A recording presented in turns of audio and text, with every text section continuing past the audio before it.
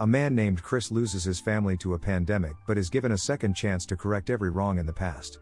To do this, he has to race against time to find the past version of the man who sent him back, Leader, and to find out how to stop the apocalypse.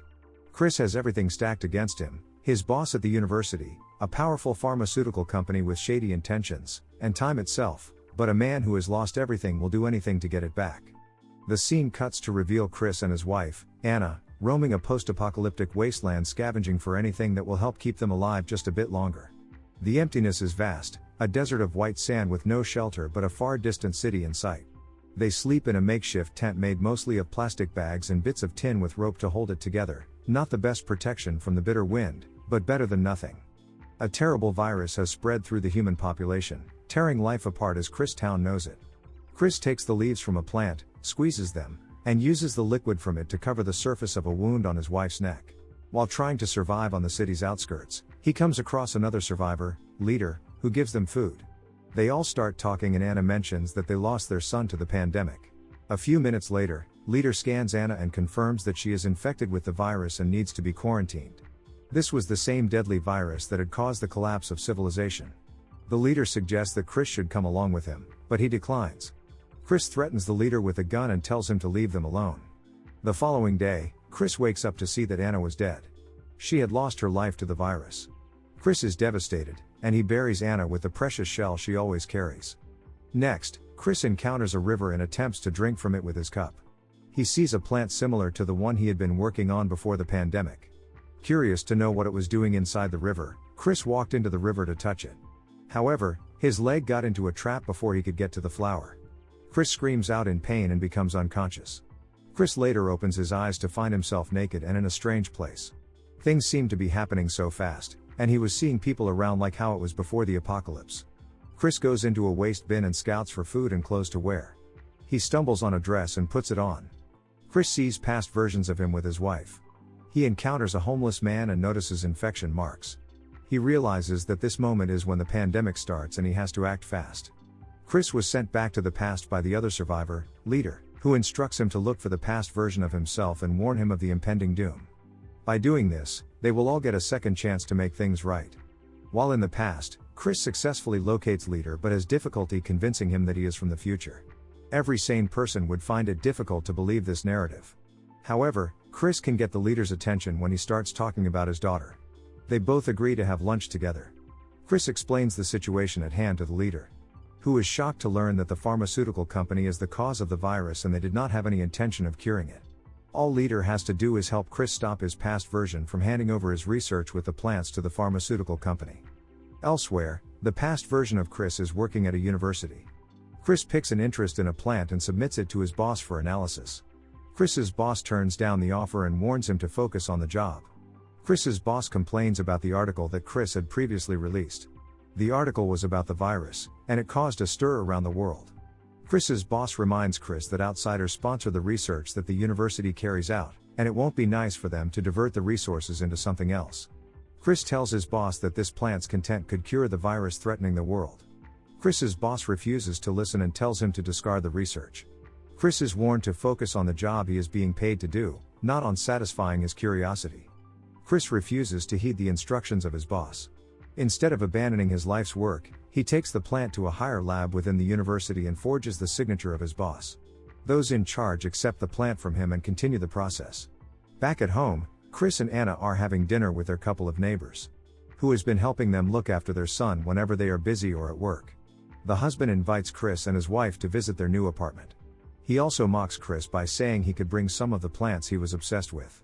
Chris turns down the offer but promises them that they will visit one of these days.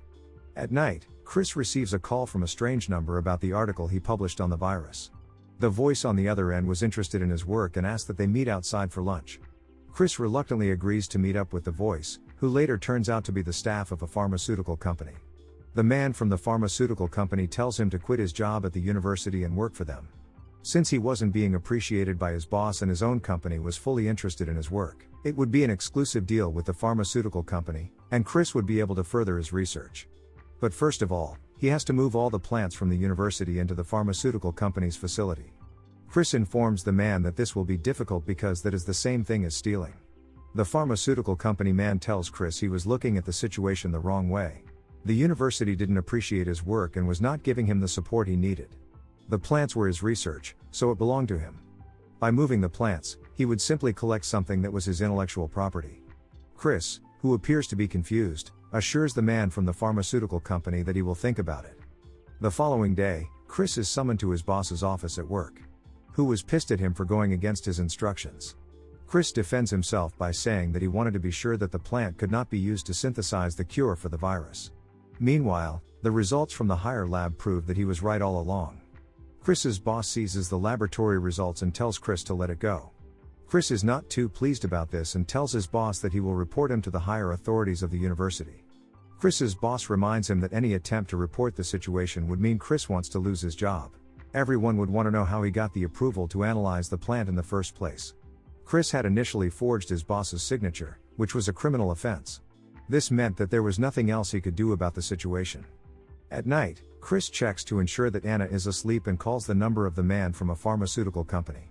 They both schedule a meeting that evening, and Chris tells the man he is ready to join them.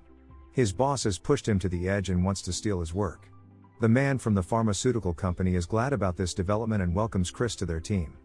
At the same time, Leader takes Chris to his home and pleaded with him to treat his daughter with the plant. Leader accompanies Chris to his lab, where all the plants are. Before leaving the facility, the future Chris leaves a paper toy for his past self.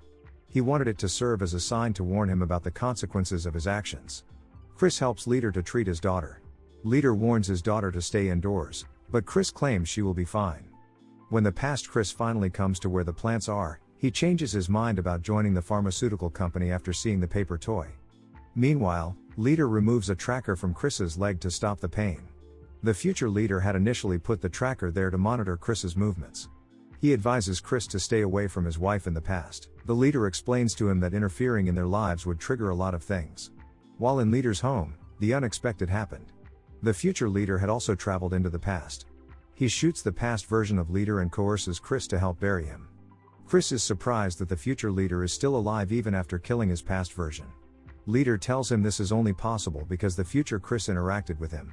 This altered the course of his life and separated the future Leader from the past version of Leader.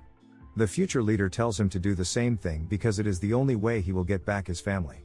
He gives Chris a gun and advises him to go and claim his family. At the same time, the past version of Chris takes his son for an outing. The man named Jim approaches him from the pharmaceutical company.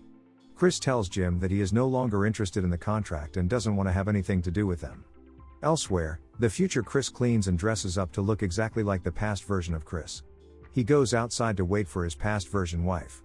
Chris hugs her and uses the opportunity to check her neck to confirm if she is infected. Chris beckons her to follow him to the lab because she is already infected. Anna follows the future Chris and is treated by him. While both are in the lab, Chris's boss walks in on them and accuses Chris of going against his instructions. Next, the pharmaceutical man, Jim, also joins them. Chris accuses Jim of being the cause of the virus. Chris shoots Jim and his boss. On that same night, the past version of Chris puts his son to sleep. After waiting for his wife to return, he suddenly sees the paper toy and remembers the lab. Chris rushes over to the lab to see the shock of his life. The past version of Chris and the future Chris meets each other face to face. Future Chris points a gun at the past version of Chris and tells him to close his eyes. Anna pleads with the future Chris not to kill the other Chris. She gets close enough to him and thrusts a scissor into his side. The gun falls off the hands of future Chris and is picked up by the past version of Chris. Future Chris is allowed to leave the lab alive after urging the past version of Chris to take care of his wife and son. While still bleeding, future Chris is seen inside a bus. If you enjoyed the video, smash that like button, leave a comment, subscribe, and turn on notifications to help the channel. Thank you for watching, and see you in the next video.